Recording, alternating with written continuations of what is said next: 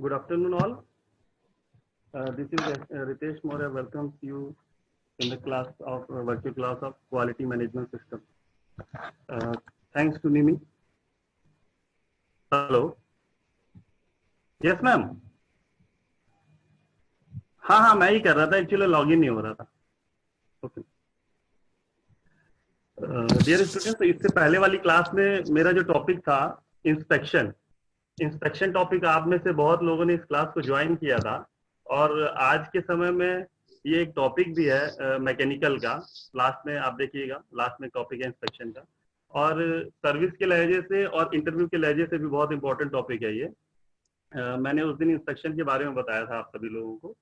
और इंस्पेक्शन का काम, इंस्पेक्शन कौन करता है? क्वालिटी कंट्रोल डिपार्टमेंट होता है. ये थोड़ा सा पीछे से फ्लैशबैक जाते हैं, उसी से जोड़ दूंगा इसको. क्वालिटी कंट्रोल डिपार्टमेंट जो है इंस्पेक्शन करता है, और क्वालिटी कंट्रोल डिपार्टमेंट यानी क्यूसी डिपार्टमेंट आता है क्यूए के अंडर में, क्वालिटी एश्योरेंस के अंडर में, और क्वालिटी एश्योरेंस आता है क्वालिटी मैनेजमेंट के अंतर्गत. तो इन सारी चीजों को मिला के जो सारी चीजें बनती हैं वो हमारा कहलाता है क्वालिटी मैनेजमेंट सिस्टम. तो आज का हमारा जो टॉपिक है वो यही है, क्वालिटी मैनेजमेंट सिस्टम. इसमें आज हम जानेंगे कि किस तरीके से हम क्वालिटी को मैनेज करके किसी कंपनी को एक अच्छी ऊंचाइयों तक ले जा सकते हैं, या फिर हम उसके फायदे के लिए ये सारी चीजें जो हम एक एज ए मैनेजर पोस्ट के लिए कर सकते हैं, या हम एक मैनेजरल टूल को इस्तेमाल करके उसको किस तरह से हम इस्तेमाल करेंगे. तो चलिए नेक्स्ट स्लाइड में चलते हैं और देखते हैं क्वालिटी मैनेजमेंट सिस्टम एक्चुअल में होता क्या है. What we need to know. देखिए, ये क्वालिटी मैनेजमेंट सिस्टम हमारा जो है, इसको समझने के लिए पहले हमें कुछ टर्मिनोलॉजी को समझना पड़ेगा कि ये होता क्या है. आपके सामने स्क्रीन पे ये 8-10 ट्रेड टर्मिनोलॉजी आ रही है, इनके बारे में आपको मैं अगली स्लाइड में बता दूंगा. होता क्या है, क्वालिटी हम शब्द बहुत सुनेंगे आज पूरे लेक्चर में. हम क्वालिटी के बारे में सुनेंगे. आप सभी लोगों ने क्वालिटी के बारे में मार्केट में भी सुना होगा, कपड़े से लेके हर चीज की क्वालिटी होती है. क्वालिटी कंट्रोल क्या होता है, फिर है क्वालिटी एश्योरेंस क्या होता है, क्वालिटी मैनेजमेंट क्या होता है, क्वालिटी मैनेजमेंट सिस्टम्स क्या होते हैं, टीक्यूएम क्या होता है. टीक्यूएम बहुत वेल नोन शब्द है, टोटल क्वालिटी मैनेजमेंट. ये क्या होता है, प्रिंसिपल ऑफ क्वालिटी मैनेजमेंट यानी क्वालिटी मैनेजमेंट का सिद्धांत क्या होते हैं, और कितनी तरीके की क्वालिटी मैनेजमेंट हम कर सकते हैं अपने वर्कशॉप में, और क्वालिटी मैनेजमेंट को हम किस तरह से अपनी इंडस्ट्री में, अपने ऑर्गेनाइजेशन में इम्प्लीमेंट कर सकते हैं, और वाटर क्वालिटी टूल्स. क्या क्वालिटी टूल्स होते हैं? आप सभी 5S के बारे में जानते हैं, काइजन के बारे में जानते हैं, 6 सिग्मा आप सभी ने पढ़ा है, 7 क्वालिटी टूल्स के बारे में आप सभी ने जाना है. ये सारी चीजें मिला के हमारा क्वालिटी मैनेजमेंट सिस्टम कहलाता है. अब एक एक करके हम अगले स्लाइड में समझेंगे कि क्वालिटी मैनेजमेंट सिस्टम होता क्या है. सिस्टम एक्चुअल में जब बात सिस्टम की आती है तो ये कई सारी चीजों का समावेश होता है, कई सारे सिद्धांतों का समावेश करके एक सिस्टम तैयार होता है. उसी से लेके हमारा ये टर्म है क्वालिटी मैनेजमेंट सिस्टम. देखिए, सबसे पहले हम वेल नोन शब्द है हमारे क्यूसी, क्यूए, क्यूएमएस. लेकिन जो नहीं जानता है इसके बारे में, क्वालिटी के बारे में नहीं जानता, उसके लिए शब्द एक बराबर है. क्वालिटी क्या है, क्वालिटी एश्योरेंस क्या है, क्वालिटी कंट्रोल क्या है, क्वालिटी मैनेजमेंट क्या है, उसके लिए सब ये एक समान वर्ड है. लेकिन जानकार के लिए, अभी हम जानकार हैं और इस चीज के आपको भी जानकारी देने जा रहे हैं, तो आपको पता चलेगा एक्चुअल में ये वर्ड मिलते जुलते जरूर है, लेकिन इनका आपस में बहुत अंतर है. सबसे पहला शब्द हम बहुत सुनते हैं QC, quality control. Quality control होता है क्या? सामने स्क्रीन पे देखिए आप, डेफिनेशन इसकी लिखी हुई है. The part of quality management focused on fulfilling the quality requirements as per norms during production of a component. इसका मतलब है कि क्वालिटी कंट्रोल वो डिपार्टमेंट होता है जो कि किसी पर्टिकुलर कंपोनेंट की क्वालिटी बनाने में फोकस करता है ड्यूरिंग प्रोडक्शन. जब प्रोडक्शन हो रहा होता है उस कंपोनेंट का, तो शुरू से लेके लास्ट तक क्वालिटी कंट्रोल उसको इस तरीके से वर्क करता है कि वो अपने गोल को अचीव कर सके, यानी जो कंपोनेंट बना है वो विद इन लिमिट एज पर ड्राइंग बन सके. इसको हम बोलते हैं क्वालिटी कंट्रोल. इसका एक और काम है, इट आइडेंटिफाई डिफेक्ट्स. जहां कहीं भी हमारे डिफेक्ट हो रहे हैं उसको आइडेंटिफाई करेगा और एलिमिनेट करेगा. आइडेंटिफाई करके उनको हटा देगा, और प्रोडक्शन से ही केवल इसका संबंध है. क्वालिटी कंट्रोल की जहां बात आ रही है, इट मींस आपके दिमाग में आ जाना चाहिए कि हम किसी प्रोडक्शन सेक्शन की बात कर रहे हैं. वो प्रोडक्शन किसी भी चीज का हो सकता है, कपड़ों से लेके टोप गाड़ी तक का. ठीक है. अब आता है सेकंड हमारा है quality assurance. Quality assurance A part of quality management system. देखिए अब बदल गया, क्यूसी एक पार्ट है क्यूएम का, और QM एक पार्ट है QA का, और QA एक पार्ट है QMS का। यानी सबसे बड़े दादाजी अगर बोलेंगे तो क्वालिटी मैनेजमेंट सिस्टम दादाजी है हमारे। इसके नीचे फिर आते हैं हमारे क्वालिटी एश्योरेंस पापा जी बोल सकते हो, और वो बच्चे हैं छोटे छोटे, इनके क्वालिटी कंट्रोल और इंस्पेक्शन वगैरह। ठीक है, क्वालिटी कंट्रोल के जस्ट ऊपर आता है क्वालिटी मैनेजमेंट, जो फोकस करता है क्वालिटी के साथ साथ सर्विस भी आपको मिले। जो क्वालिटी रिक्वायरमेंट्स है वो तो मिले ही आपको, साथ में ये फुलफिल करता है, आपको आश्वासन देता है, आपको पक्का करता है कि हाँ जिस मटेरियल को आप ले रहे हो यहाँ पे क्वालिटी एश्योरेंस डिपार्टमेंट अगर वर्क करता है तो आप हर चीज वहां पर क्वालिटी में आपको मिलेगी। इट मीन्स जब सामान रॉ मटेरियल खरीदा जा रहा है वहां से लेके जब तक ये पैक नहीं हो जाता, डिलीवर नहीं हो जाता है, इवन आफ्टर सेल सर्विस, यानी डिलीवरी होने के बाद जब हम इसको इस्तेमाल करेंगे, इस्तेमाल करने के लिए बाई चांस हमारी कभी कोई प्रोडक्ट में दिक्कत आ गई तो उसके बाद भी वो काम करेगा। क्वालिटी एश्योरेंस यानी आपको विश्वास दिलाता है कि हम हमेशा आपके शुरू से लेके लास्ट तक हम आपके साथ हैं। और इन सभी को जो मैनेज करता है वो हमारा कहलाता है quality management system. It's related to product process and company. यानी QC क्वालिटी कंट्रोल हमारा सिर्फ जुड़ा हुआ है एक पर्टिकुलर प्रोडक्ट से, क्वालिटी एश्योरेंस हमारा जुड़ा हुआ है उस प्रोडक्ट के प्रोसेस से, और क्वालिटी मैनेजमेंट सिस्टम हमारा जुड़ा हुआ है प्रोसेस, प्रोडक्ट और कंपनी, तीनों को मिला के, तीनों का समावेश करके हम जो सिस्टम तैयार करते हैं उसको बोलते हैं हम क्वालिटी मैनेजमेंट सिस्टम। इसकी man, machine, material, method, environment, training, salary, promotion, जितनी चीजें होती है एक कंपनी के अंदर, वो पूरा सब चीज के अंतर्गत हमारा सबसे टॉप प्रायोरिटी देता है क्वालिटी मैनेजमेंट सिस्टम इन सभी चीज को। तो दोस्तों QC, QA, QMS तीनों के बारे में आप जान लीजिए। सबसे छोटा होता है इंस्पेक्शन। इंस्पेक्शन कौन करता है? Quality control department. Quality control department किसके अंडर में होता है? क्वालिटी एश्योरेंस के अंदर। और क्वालिटी एश्योरेंस किसके अंतर्गत काम करता है? Quality management system. अब देखिए इन टर्म को अलग अलग भी समझ लेते हैं कि क्वालिटी मैनेजमेंट और सिस्टम में अंतर क्या है।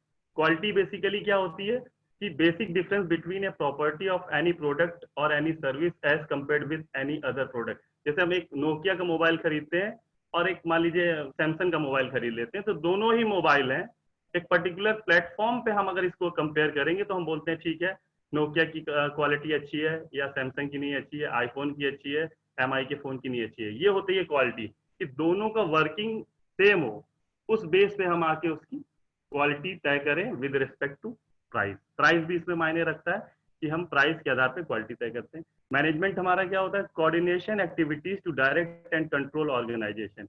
ये उन एक्टिविटीज में पार्टिसिपेट करता है तो डायरेक्ट और इनडायरेक्ट किसी ऑर्गेनाइजेशन को कंट्रोल करते हैं। तीसरी चीज सिस्टम। सिस्टम क्या है? सेट ऑफ इंटर रिलेटेड और इंटरकनेक्टिंग और इंटरेक्टिंग एलिमेंट्स। किसी सिस्टम क्या है? आपस में काम करने वाले जब मिलजुल के कोई काम को करते हैं, इंटर रिलेट होकर किसी काम को करते हैं, इंटरकनेक्ट होकर किसी काम को करते हैं, तब कहलाता है सिस्टम। जैसे एक हमारा सामूहिक परिवार है, वो एक सिस्टम के तरीके काम करता है।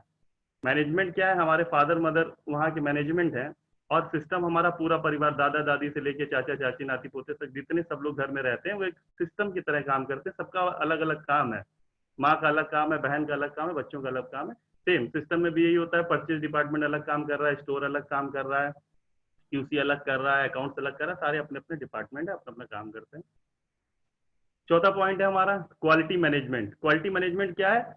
वो मैनेजमेंट जो डील करता है क्वालिटी के साथ, या उन टास्क में डील करता है जो डिजायर्ड लेवल या एक्सीलेंसी लेवल की क्वालिटी मैनेज करने में पार्टिसिपेट करें। What is quality management? A part of management who deals with all the activities and task to maintain desired level of excellency. Top level की excellency पाने के लिए जो मैनेजर, जो टीम मिलके काम करती है वो हमारी कहलाती है क्वालिटी मैनेजमेंट। और फिर है हमारा management system. System to establish policy, maintain policy, objective, goals, जो पूरे ऑर्गेनाइजेशन को एक तय गोल को पाने में, एम को पाने में सहयोग करते हैं, वो सब हमारा कहलाता है मैनेजमेंट सिस्टम। तो दोस्तों क्वालिटी मैनेजमेंट सिस्टम या क्वालिटी मैनेजमेंट या मैनेजमेंट सिस्टम सारा हमने स्लाइड में दिया हुआ है। कुछ हमारे पार्टिसिपेंट हमारी इससे पहले वाली क्लास में अगर नहीं जुड़ पाए थे तो मैं लास्ट में अभी ईमेल आईडी अपनी शेयर करूंगा। आज की स्लाइड और उस दिन की स्लाइड अगर आपको चाहिए होगी तो आप मुझे मेल करना, मैं दे दूंगा। और NSTI हम कानपुर से भी हमारे कुछ स्टूडेंट्स अगर जुड़े हुए हैं और आपका कोई मिलने वाला अगर NSTI कानपुर में है तो आप उनसे भी ले सकते हैं। इसके बाद हमारी क्वालिटी मैनेजमेंट सिस्टम की कई लोगों ने, कई प्रोफेसर ने, अमेरिका के, जापान के, इन लोगों ने मिलकर जो कुछ एक एक्सप्लेनेशन दिया हुआ है उसके बारे में, वो मैं आपके सामने स्क्रीन पे लिखा हुआ है कि क्वालिटी मैनेजमेंट सिस्टम के बारे में क्या होता है। अलग अलग लोगों की अलग अलग भाषा है। देखिए, सबसे पहले कोई कह रहा है it's a set of policies, process, procedure required for planning and execution in the business area of an organization. यानी कि डिफरेंट पॉलिसीज, प्रोसेस, प्रोसीजर जो किसी ऑर्गेनाइजेशन को टॉप लेवल पे जाने में मदद करते हैं, वो हमारा कहलाता है quality management system. It's a method for ensuring that all the activities necessary to design, develop and implementing a product or service are effective and efficient with respect to the system and its performance. एक एक method है, ये तरीका है अपनी company को किस लहजे में हम उसके पार्ट को डिजाइन करें, डेवलप करें, क्वालिटी इंप्लीमेंट करें, क्वालिटी प्रोडक्ट को बनाएं, जिससे कि हमारी क्वालिटी मैनेजमेंट सिस्टम चले। ये सारी परिभाषाएं लिखी हुई हैं क्यूएमएस की, अलग अलग लोगों ने अलग अलग तरीके से लिखा हुआ है। आपको जैसा समझ में आए आप उस तरीके से इसको समझ सकते हैं। Based on customer perceptions of a product, service design and how well the design matches the original specification. Quality management system की एक और परिभाषा है कि जिस तरीके से कस्टमर की डिमांड है उसी हिसाब से हमने उसको डिजाइन करके उसके लहजे से उस तक पहुंचाया, उसको भी क्वालिटी मैनेजमेंट सिस्टम कहते हैं। बेसिकली हर एक इंडस्ट्री का एक गोल है कि हमारा कस्टमर जो है वही हमारा भगवान है, हमें उसे एनी हाउ सेटिस्फाई करना है, वो हमसे दूर नहीं जाना चाहिए। अभी मैं एक छोटा सा एग्जांपल भी आपको देता हूँ इसके बाद। The ability of a product service to satisfy stated और इम्प्लाइड नीड, जो भी हमारी जरूरत है उनको पूरा करे तो हम बोलते हैं ठीक है ये क्वालिटी में। Everyone is involved in continuously improve service to our customer with data and profound knowledge. जहां पे हम कहेंगे कि क्वालिटी मैनेजमेंट सिस्टम फॉलो होता है, जिस ऑर्गेनाइजेशन में क्वालिटी मैनेजमेंट सिस्टम फॉलो होता है, वहां पे चपरासी से लेके मालिक या मैनेजर तक हर चीज क्वालिटी में होती है। रॉ मटेरियल भी खरीदा जाएगा तो क्वालिटी का, कंपनी में सुविधाएं दी जाएंगी तो क्वालिटी की, कस्टमर रिलेशन मैनेजर होगा वो उसका रिलेशन कस्टमर से क्वालिटी का होगा, यानी ऊपर से नीचे तक हर चीज क्वालिटी का होगा। तभी हम कहेंगे यहाँ पर टोटल क्वालिटी मैनेजमेंट फॉलो होता है।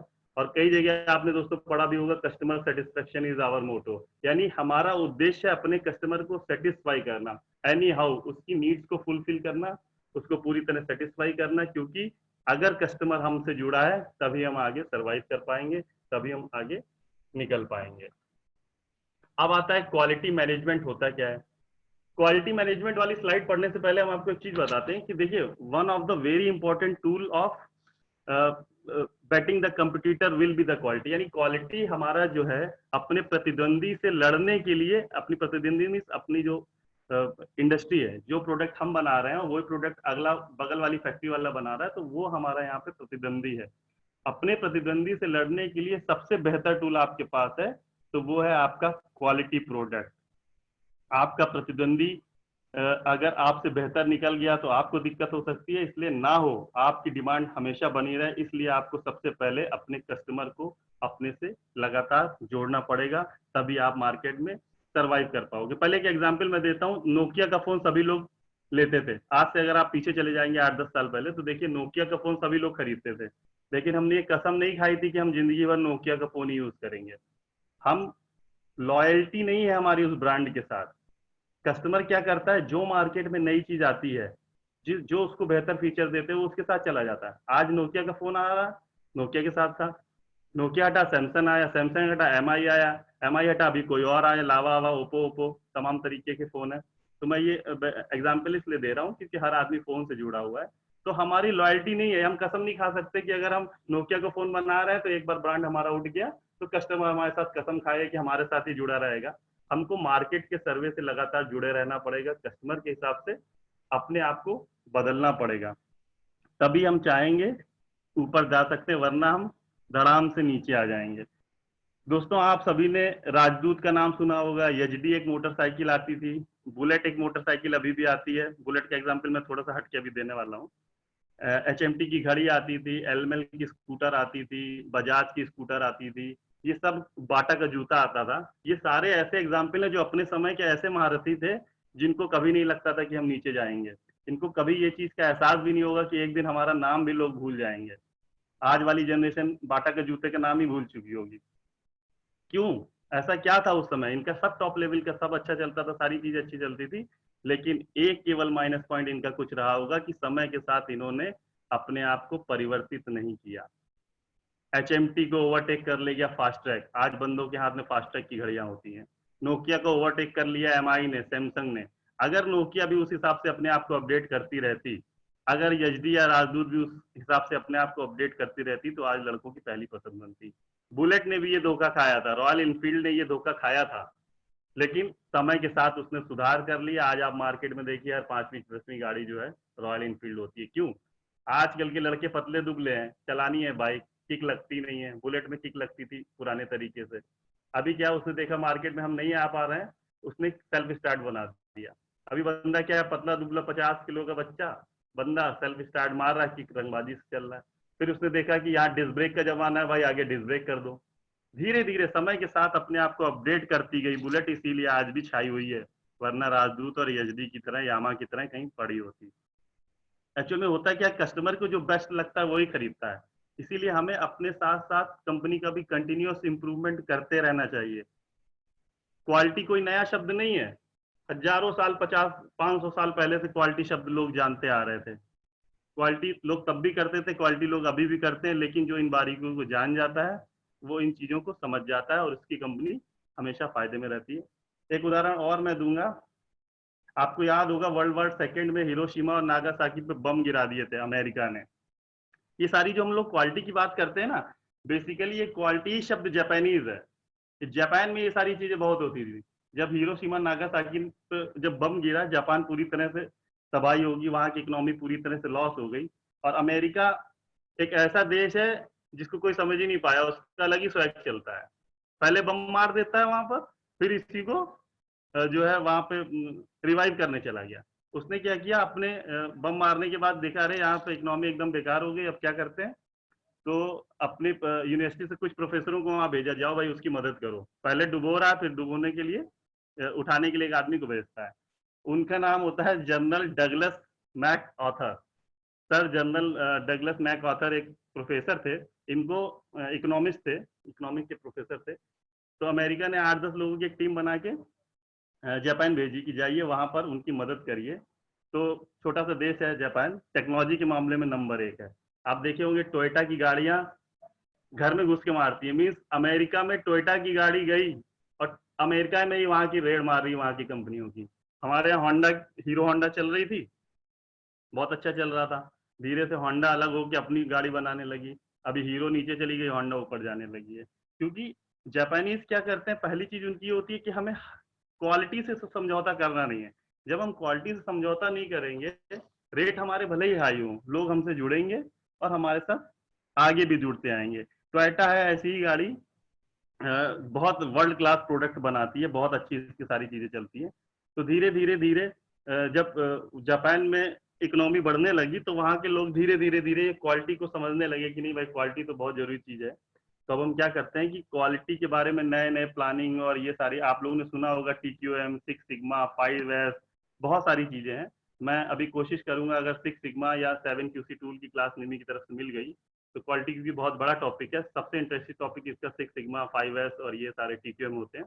तो अगली क्लास हमारी उस पर रहेगी, आप लोग जुड़े रहिएगा। तो क्या होता है, धीरे धीरे धीरे वहां पर टेक्नोलॉजी डेवलप होने लगी। अच्छा, क्या आज का कस्टमर क्या है, इंटॉलरेंट बहुत है, मतलब बहुत जल्दी उसको गुस्सा आ जाता है। गुस्सा क्यों आ जाता है? क्योंकि उसके पास बहुत सारे ऑप्शन है। आज की डेट में हमें गुस्सा तब आता है जब हमारे पास ऑप्शन बहुत सारे हो।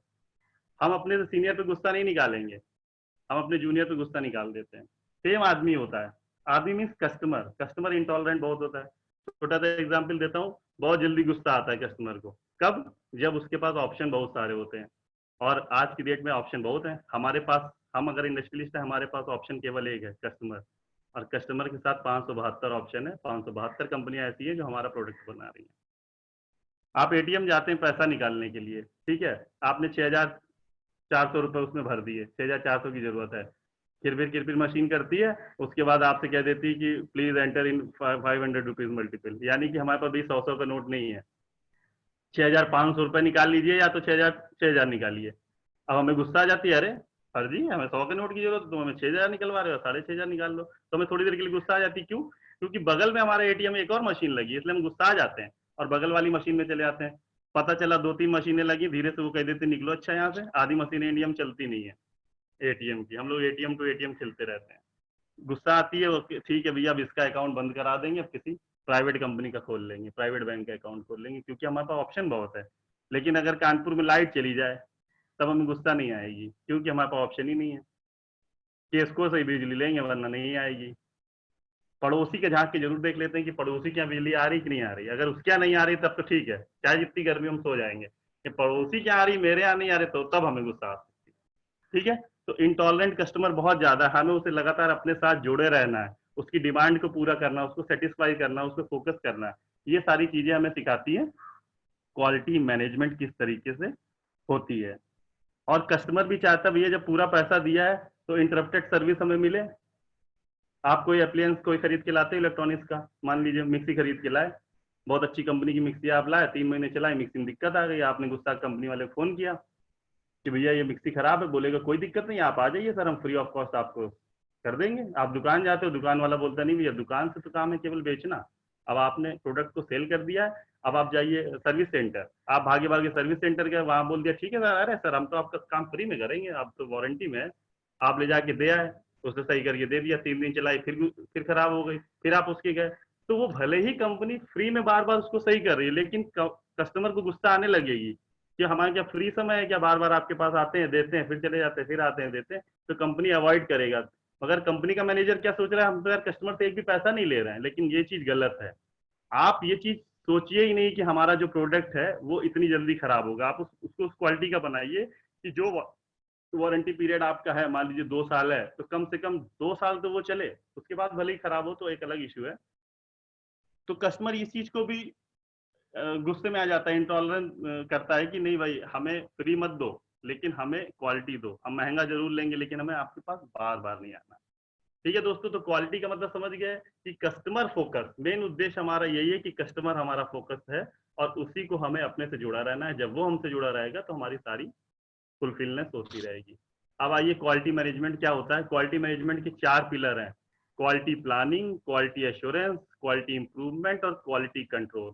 ये सब चीजें आपको एक जैसी लगेंगी, लेकिन मैं इसमें अभी डिफरेंशिएट आपको बताता हूँ। क्वालिटी प्लानिंग क्या होती है कि क्वालिटी किस तरीके से प्लान की जाती है, यानी शुरू से लेके डे 1, यानी जिस दिन हमने रॉ मटेरियल खरीदा हम क्वालिटी का खरीदेंगे।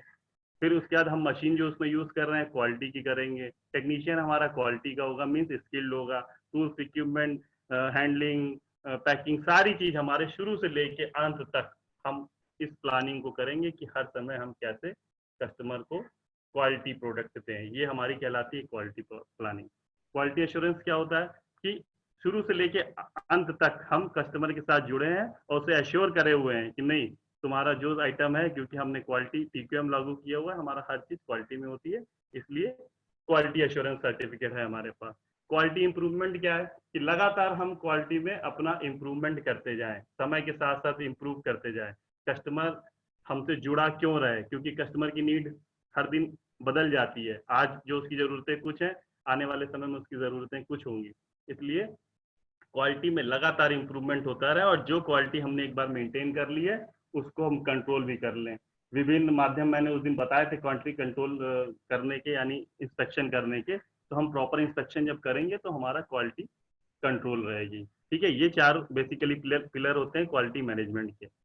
उसके बाद हमारी स्लाइड है process of quality management system, यानी सॉरी पर्पस। पर्पस यानी उद्देश्य क्या है। हम जैसे कह रहे हैं कि हमारे यहाँ क्वालिटी मैनेजमेंट में सारा काम होता है, तो उसका उद्देश्य क्या, एम क्या है। Establishes a vision for the employ. Employ के लिए एक विजन आता है, आपके सामने एक गोल आता है कि किस तरीके से हमको अपनी कंपनी को आगे ले जाना है, क्वालिटी प्रोडक्ट देना है जिससे कस्टमर हमारे साथ लगातार जुड़ा रहा है। स्टैंडर्ड सेट करने पड़ेंगे हमें, स्टैंडर्ड सेट होते हैं क्वालिटी मैनेजमेंट सिस्टम से एम्प्लॉय के लिए कि हमारा ये स्टैंडर्ड है। आप देखते हो कि हर एक का एक स्टैंडर्ड है, जैसे मिडिल क्लास लोगों के अपने स्टैंडर्ड है, हाई क्लास के अपने स्टैंडर्ड है। उसी तरह जिस कंपनी में क्यूएमएस लागू होता है वहां पे अपने एक सेट स्टैंडर्ड है कि नहीं भाई ये काम मुझे नहीं करना है, क्वालिटी से समझौता नहीं करना है, भले ही पैसा ज्यादा लगे, खर्च ज्यादा है, लेकिन हम इससे समझौता नहीं कर पाएंगे। Build motivation with the company. Company के साथ हम लगातार जो हमारा कस्टमर जुड़ा हुआ है, हमारा एम्प्लॉय जुड़ा हुआ है, लगातार मोटिवेट होता रहेगा, मोटिवेशन लगातार बनी रहेगी। एम्प्लॉय के लिए हमारे पास टारगेट है, हमारे पास गोल है कि नहीं भाई तुम इस चीज को करोगे तो तुम्हारे लिए हमारे पास ये प्लान है। मीन्स इतना बोनस हम आपको देंगे, ये प्रमोशन देंगे और आप ये टारगेट पूरा करो। यानी आपके लिए गोल हमारे पास है, तय करिए, आप उस एम को शूट करिए और हम आपको उसके एवज में चीज देंगे। Help direct to corporate culture, corporate culture को डायरेक्टली हेल्प करता है आगे जाने में। देखिए हिस्ट्री ऑफ क्वालिटी मूवमेंट के बारे में बताया सर डब्ल्यू एडवर्ड डेमिंग थे। ये जापानीज कंपनी, ये जापान के प्रोफेसर थे। तो 1950s की एक छोटी सी कहानी मैं आपके साथ शेयर करना चाहता हूँ। Sir W Edward Deming America में गए और जापानीज कंपनी थी, उसके साथ इन्होंने क्वालिटी, एसपीसी होता है स्टैटिस्टिकल प्रोसेस कंट्रोल, यानी कि क्वालिटी को समझने के लिए, उसको लगातार आगे बढ़ाने के लिए हम कुछ चार्ट्स, जो अगली स्लाइड में देखेंगे, कुछ चार्ट्स की मदद से हम डेटा कलेक्ट करते हैं। क्योंकि जरूरी नहीं कि हम आज जिस इंडस्ट्री में काम कर रहे हैं हम हमेशा उसी इंडस्ट्री से जुड़े रहें। हो सकता है आज हमारे पास डेटा है, हमने याद करके अपने रजिस्टर में नोट कर लिया और हम कल को कंपनी छोड़ गया, उससे अच्छा बेटर प्रोस्पेक्ट मिल गया या हमें कंपनी ने हटा दिया या कुछ भी कारण हो गया तो चले गए, तो हम अपना सारा डेटा लिए गए। ऐसा नहीं होना चाहिए। कंपनी के पास अपना डेटा होना चाहिए कि मार्केट में किस समय क्या डिमांड थी। तो इनके साथ से सर डेमिंग बिलीव करते थे कि 85% जो प्रॉब्लम आती है किसी इंडस्ट्री में वो मैनेजमेंट का फॉल्ट होता है। यानी आपने उस चीज को अच्छी तरीके से मैनेज नहीं किया किसी एक इंडस्ट्री में। जैसे आप देखो आसपास आपके मोहल्ले में कुछ घर में तनातनी चली रहती है, लड़ाई वगैरह होती रहती है, दिक्कतें आती हैं, तो हम कहते हैं यहाँ का मैनेजमेंट अच्छा नहीं है। किसी स्कूल में अच्छी पढ़ाई होती है तो हम कहते हैं यहाँ का मैनेजमेंट अच्छा है। मैनेजमेंट मीन्स प्रिंसिपल से लेके, टीचर से लेके वाइस प्रिंसिपल, चपरासी, सब अपने लहजे में अपना अपना काम कर रहे हैं, तो हम बोलते हैं वहां पे मैनेजमेंट अच्छा है। तो जो डैमिंग सर थे, इनका ये कहना था कि किसी इंडस्ट्री में अगर किसी कंपोनेंट में कोई फॉल्ट आती है कि इंडस्ट्री नीचे जाती है तो उसका 85% श्रेय जो है उसकी मैनेजमेंट को जाता है। यानी टेक्नीशियन वर्कर को नहीं जाता, मैनेजमेंट, यानी सही चीज को आपने, मैन मटेरियल मशीन, सही समय पे सही इस्तेमाल नहीं करा, इसलिए वो वहां पे दिक्कत है। तीसरा है हमारा स्टैंडर्डाइज सिस्टम ऑफ क्वालिटी। आपने आईएसओ को बहुत नाम सुना होगा, इंटरनेशनल ऑर्गेनाइजेशन ऑफ स्टैंडर्डाइजेशन। इस समय करंट में चल रहा है 9001 2015, ये लेटेस्ट वर्जन है, इससे पहले शायद था 9001 2008। तो ये हमारा आईएसओ सर्टिफाइड जो कंपनी होती है, हम ये मान लेते हैं। देखिए ये जो सामने स्क्रीन में आपके खुला हुआ है, इसमें पूरा बताया है कि आईएसओ के क्या फायदे होते हैं और ये कैसे मिलता है। ये क्वालिटी मैनेजमेंट सिस्टम का एक सर्टिफिकेशन है। लगभग 150 से ज्यादा स्टैंडर्ड बॉडीज, देश इसमें शामिल हैं और लेटेस्ट वर्जन इसका 9001 2015 है। इतनी आसानी से नहीं मिलता है, ये एक प्रोसेस है। मतलब आपके पास डेटा कलेक्शन, सारी चीजें, मैन मशीन और आपका जितना भी कलेक्शन है, सारी चीज एकदम सही प्रॉपर वे में होना चाहिए। केवल ये नहीं है कि हम अपनी कंपनी के अंदर बहुत अच्छा प्रोडक्ट बना दे रहे हैं, मींस प्रोडक्शन सेक्शन में हमारा 0 लिमिट में वर्कर काम कर रहा है और बहुत अच्छा प्रोडक्ट तो तैयार कर दे रहा है, हमें आप सर्टिफिकेट दे दीजिए, ऐसा नहीं होता है।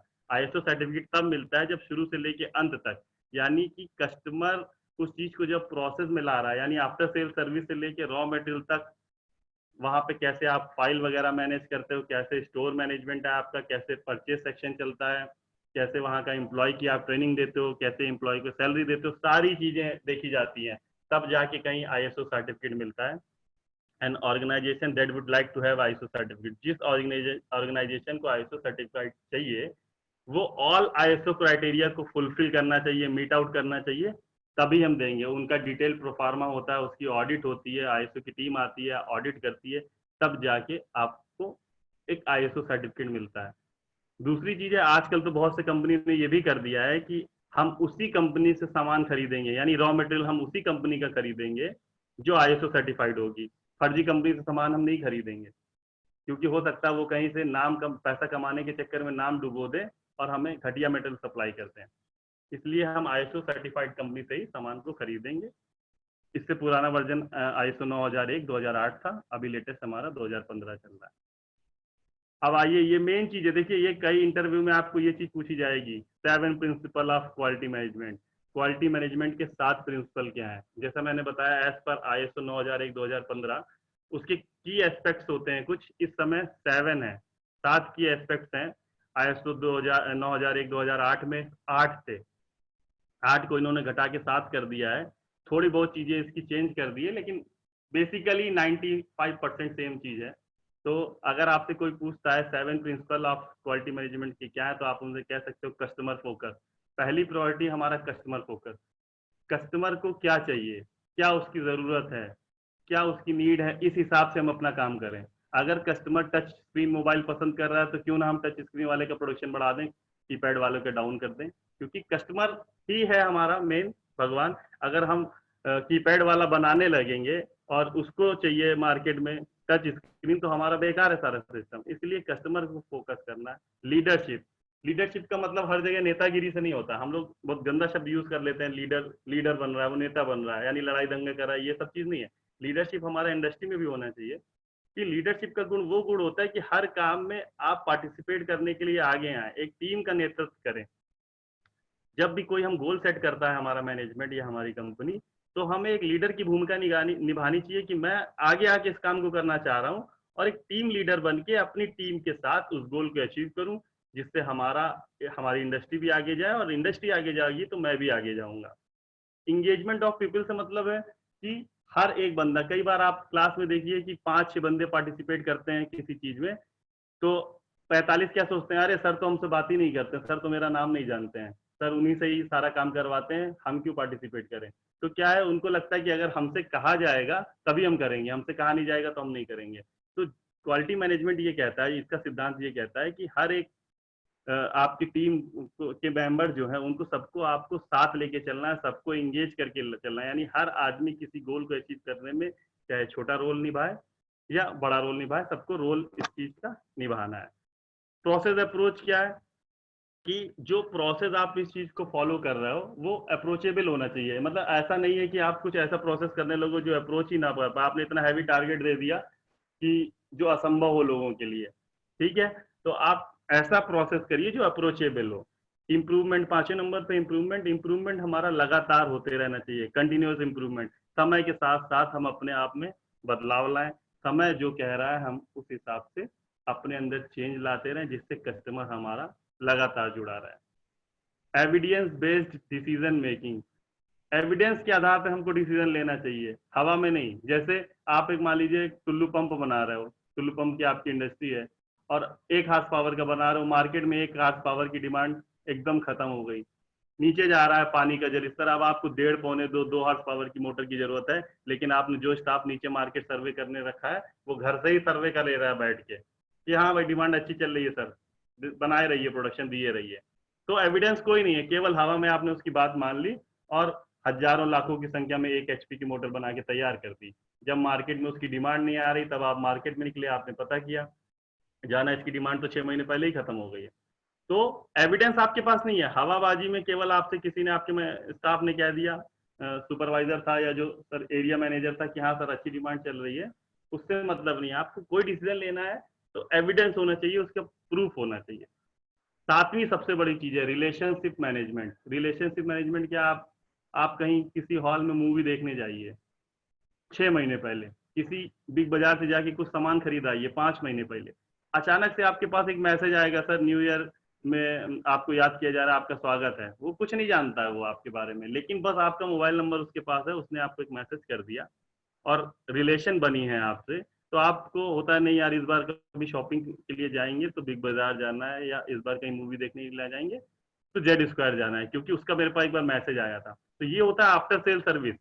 उसको भी नहीं पता कि आप आओगे कि नहीं आओगे, क्योंकि एक बार आपने मूवी देखी थी, आपका डेटा उसने कलेक्ट कर लिया था वहीं से, मोबाइल नंबर। तो रिलेशन बनाए हुए है, इसको कहते हैं रिलेशनशिप मैनेजमेंट। ये एक अहम सिद्धांत है क्वालिटी मैनेजमेंट का। देखिए उसके बाद 7 क्वालिटी टूल, ये मैकेनिकल के लिए बहुत जरूरी चीज है, मैकेनिकल इंडस्ट्री के लिए बहुत जरूरी है। आप इसको ध्यान से देखिए, बहुत जगह क्वेश्चन पूछा जाता है 7 क्वालिटी टूल्स होते कौन कौन से हैं। सामने ये लिखा हुआ है, नंबर 1 जैसे है process flow chart, number 2 check sheet, histogram, Pareto chart, fish bone diagram, या इसको वाइवा एनालिसिस, रूट एनालिसिस भी बोलते हैं, या इशिकोवा डायग्राम भी बोलते हैं, स्कैटर डायग्राम और कंट्रोल डायग्राम। ये क्वेश्चन इंटरव्यू के लहजे से बहुत इंपॉर्टेंट है, आप लोग बहुत ध्यान से सुनिएगा कि 7 क्वालिटी टूल होता क्या है, क्या इसके मायने हैं। देखिए सबसे पहले मैं बता दूं, ये सब डॉक्यूमेंटेशन का एक प्रोसेस है, यानी ये सारी चीजें जो मैं आपको बता रहा हूँ ये सब डॉक्यूमेंट्री प्रूफ आपके पास होना चाहिए कि आज से 5 साल बाद इसकी जरूरत पड़ेगी, 10 साल बाद इसकी जरूरत पड़ेगी। आप न्यूज़पेपर पढ़ते होगे तो निकलता है कि 15 अप्रैल को 10 साल पहले मौसम इतना गर्म था। आप सोचोगे अरे यार ये कैसे ही नहीं पता चल जाता है, कैसे था? तो डेटा कलेक्शन उनके पास है। 1 दिसंबर को 20 साल पहले बारिश हुई थी, ये सारा डेटा कलेक्शन है। ठीक है, तो हम इंडस्ट्री की जब बात करेंगे तो इंडस्ट्री के पास भी वो डेटा होना चाहिए कि किस समय हमारा कितना मॉडल, कौन सा मॉडल अच्छा चल रहा था, स्प्लेंडर क्यों अच्छी चल रही थी, लोगों ने कितनी खरीदी थी फाइनेंशियल ईयर में किसी, तो सारा डेटा हमारे पास होना चाहिए। उस डेटा को कलेक्ट करने के लिए हमारे पास इतने सारे क्वालिटी टूल्स हैं, 7 क्वालिटी टूल्स।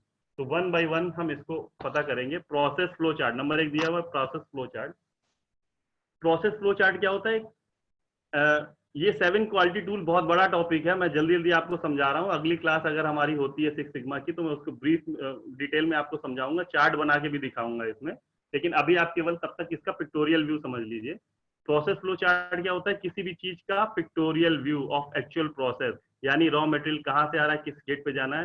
फ्लो चार्ट ऐसा समझ लीजिए कि आप किसी एरिया में कभी खड़े होते हैं, जैसे यहाँ पर वो ट्रेन चलती है जहाँ स्टेशन पे, कभी आप खड़े होइए मेट्रो स्टेशन पे तो आपको दिखा देता है आप यहाँ पे हो, फ्लो चार्ट से आपको दिखा देता है कि ये रास्ता इधर जाता है, ये रास्ता इधर जाता है, ये ट्रेन इधर आएगी, वो स्टेशन है। तो इसको कहते हैं फ्लो चार्ट। यानी एट ए रैंडम एक जगह पे खड़े होकर आपने पिक्टोरियल व्यू की सहायता से हर चीज को जान लिया।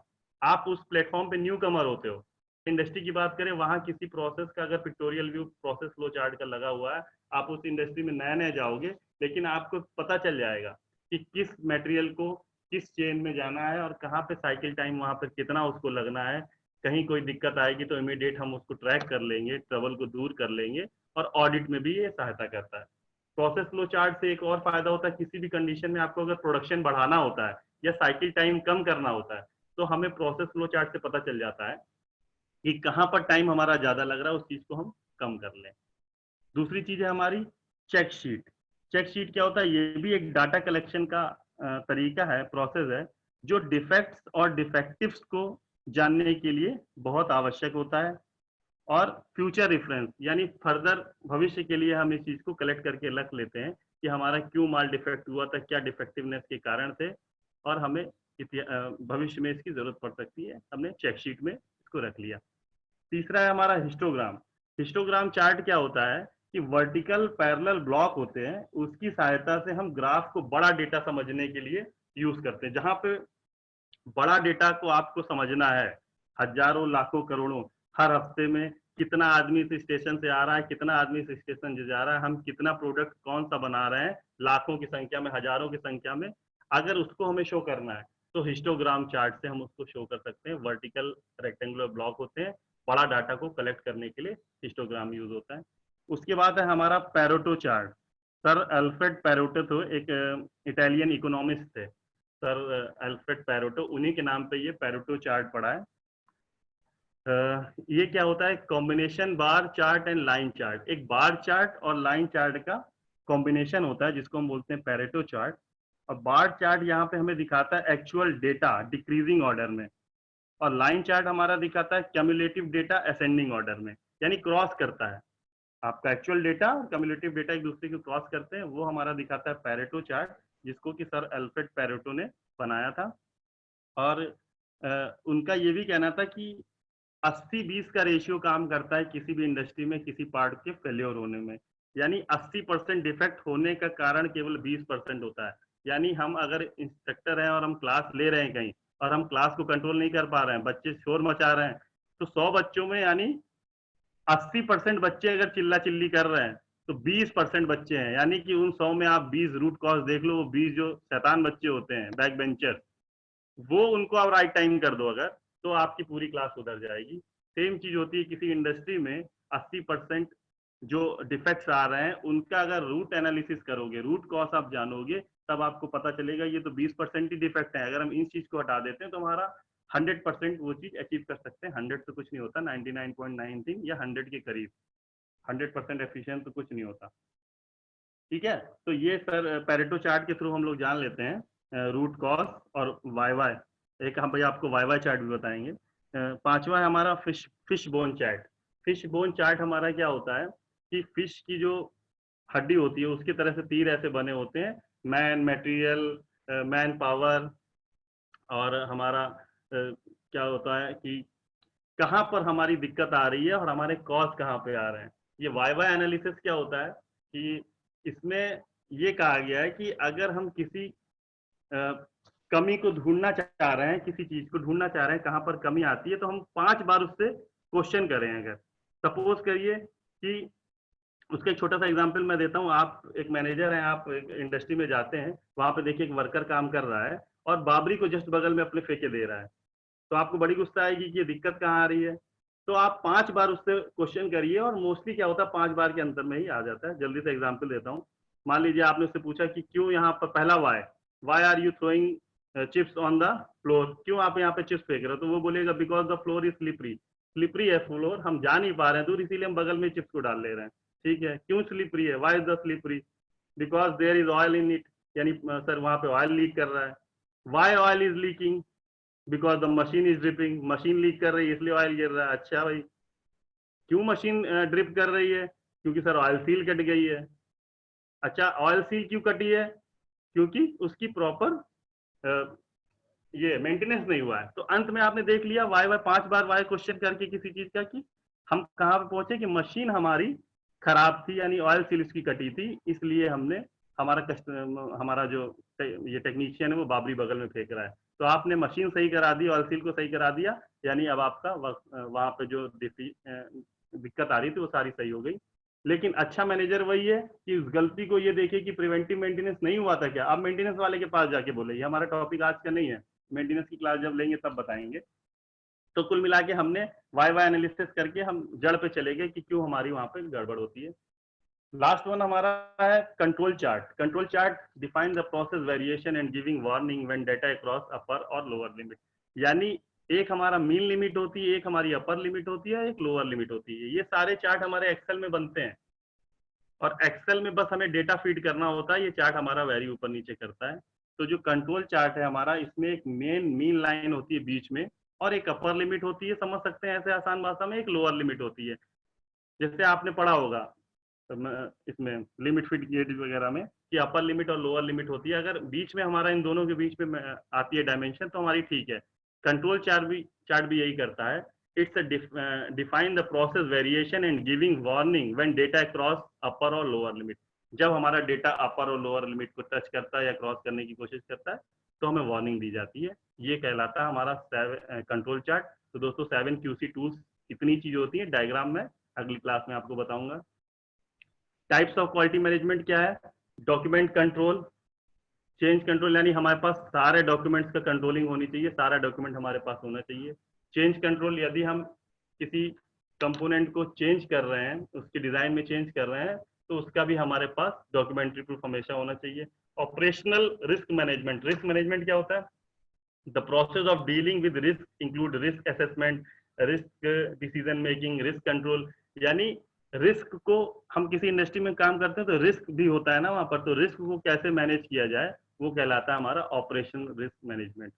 सप्लायर मैनेजमेंट क्या है कि हम सप्लायर से बेहतर ताल्लुकात रखें, सप्लायर हमें समय से मटेरियल प्रोवाइड कराता रहे, अच्छी क्वालिटी का मटेरियल प्रोवाइड कराए, उस मैनेजमेंट को बोलते हैं हम सप्लायर मैनेजमेंट।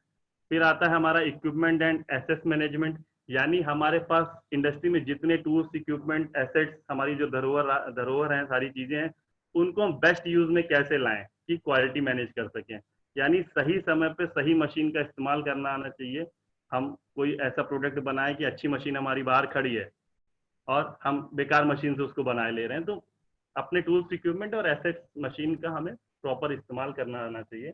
कापा मैनेजमेंट सिस्टम क्या होता है, करेक्टिव एक्शन प्रिवेंटिव एक्शन, ये इसका फुल फॉर्म है। Process which investigates and solve problems, identify causes, take corrective action and prevent root cause. यानी कापा मैनेजमेंट हमारा वो होता है कि जो आइडेंटिफाई करे प्रॉब्लम को, उसको करेक्ट करे और उसकी जड़ में जाके उसको जड़ से निकाल दे, ये कहलाता है हमारा कापा मैनेजमेंट। और पॉलिसी मैनेजमेंट क्या है, हर तरह की पॉलिसी बनाए, पॉलिसी लागू करे, उन्हें क्रियान्वित करे, वो हमारा कहलाता है पॉलिसी मैनेजमेंट। फिर है हमारा इंटरनल ऑडिट। ऑडिट मतलब हम समय समय पे अपने ऑर्गेनाइजेशन की ऑडिट कराते रहें, जिससे हमारी कमियां हमें पता चलती रहें और हमारा डॉक्यूमेंट सब सही बन रहा है कि नहीं इसके बारे में हमें जानकारी होती रहे। Implementation of QMS, implementation of QMS में हमारा define and map your process. आप अपना मैप जो है आपका, उसको जो आपका प्रोसेस है उसको मैप करिए। डिफाइन योर क्वालिटी पॉलिसी, अपनी क्वालिटी पॉलिसी को बताइए, अपने क्वालिटी ऑब्जेक्टिव्स, अपने क्वालिटी गोल्स के बारे में लोगों को बताइए। Define defects for every purpose, अगर किसी डिफेक्ट आता है किसी कारण से आता है तो उसको भी आप डिफाइन करिए। डेवलप डॉक्यूमेंट्स एंड रिकॉर्ड, आप अपने सारे डॉक्यूमेंट्स और रिकॉर्ड्स को मेंटेन करिए। जरूरत पड़ने पे ISO वाली टीम अगर आएगी, ऑडिट टीम आएगी तो आपसे वो चीज़ मांग सकती है। डिफाइंड क्वालिटी प्रोसेस, अपनी क्वालिटी जो प्रोसेस में आप ला रहे हैं, जो प्रोसेस आप कर रहे हो वो क्वालिटी प्रोसेस है कि नहीं, उसके बारे में आप डिफाइन करिए। Monitor CSF data, critical success factor. CSF data में क्रिटिकल सक्सेस फैक्टर डेटा होता है, ये 5 चीजों से बना होता है। Strategic factor, people, operation, marketing and finances. Strategic factor में कौन से आते हैं? लीडरशिप, प्लानिंग, मैनेजमेंट, यानी ऊपर लेवल के जो मैनेजर वगैरह, प्लानिंग, लीडरशिप जितने लोग होते हैं वो आते हैं स्ट्रेटेजिक फैक्टर में। पीपल कौन हो गया? पर्सनल स्टाफ और हमारा डिपार्टमेंट जो है डेवलपमेंट के लिए काम कर रहा है, वो सब हमारे पीपल होते हैं। ऑपरेशन में हमारा आता है क्या हम काम कर रहे हैं, क्या हमारा एम है, क्या हमारा वर्क है, ये सारे ऑपरेशंस में आएंगे। मार्केटिंग में आता है customer relation manager, sales manager, service, ये हमारा प्रॉपर होना चाहिए। और लास्ट है हमारा finance. Finances means assets, facilities, equipments हमारे पास जो है उसको अपडेट करते रहें। उसके बाद हमारी जो स्लाइड है व्हाट वी नाउ नो, हमने पहले आपको बताया था कि हम अभी इस टोटल सेशन में क्या सीख सकते हैं। अभी ये लास्ट स्लाइड हमारी है, इसमें हम आपको बता रहे हैं कि व्हाट वी नाउ नो, यानी सेशन के खत्म होने के बाद हम किस चीज को जान पाए हैं। हमने क्वालिटी के बारे में जान लिया, क्वालिटी कंट्रोल के बारे में जान लिया, क्वालिटी एश्योरेंस के बारे में, क्वालिटी मैनेजमेंट सिस्टम क्या होता है, टोटल क्वालिटी मैनेजमेंट क्या होता है, प्रिंसिपल क्या होते हैं क्वालिटी मैनेजमेंट के, सिद्धांत क्या है, कितनी तरीके से क्वालिटी मैनेजमेंट की जा सकती है, कैसे इंप्लीमेंट की जा सकती है, और मोस्ट इंपॉर्टेंट 7 क्वालिटी टूल, हमारे 7 क्वालिटी टूल क्या होते हैं। ठीक है दोस्तों, ये सामने हमारा स्क्रीन पे ईमेल आईडी आई हुई है। QC, QA, QMS, इंस्पेक्शन, ये को रिलेट है, आपस में रिलेट है। हो सकता है कि अगर किसी को इंस्पेक्शन के बारे में, क्वालिटी कंट्रोल के बारे में जानकारी नहीं है तो QMS के बारे में उसको अभी एक बार में नहीं समझ में आएगा। इस मेल पे आप मेल कर सकते हैं, मैं आपको दोनों स्लाइड दे दूंगा, इंस्पेक्शन की, QC की, QMS की, सारी की। और अगर निमी की तरफ से कोई सेशन मिलता है तो मैं 6 सिग्मा या 7 क्वालिटी टूल्स आज जो जल्दी जल्दी समझाया, एक स्लाइड में आपको समझाया, उसके बारे में 1 घंटे की स्लाइड बना के कोशिश करूंगा कि आप तक पहुंचाऊं। और किसी के कोई क्वेश्चन इसके रिगार्डिंग आज समय कुछ बच रहा है तो आप बोल सकते हैं। जी पारुल मैडम जी। हाँ, ये 4-5 हो गए हैं अभी। Okay ma'am, thank you.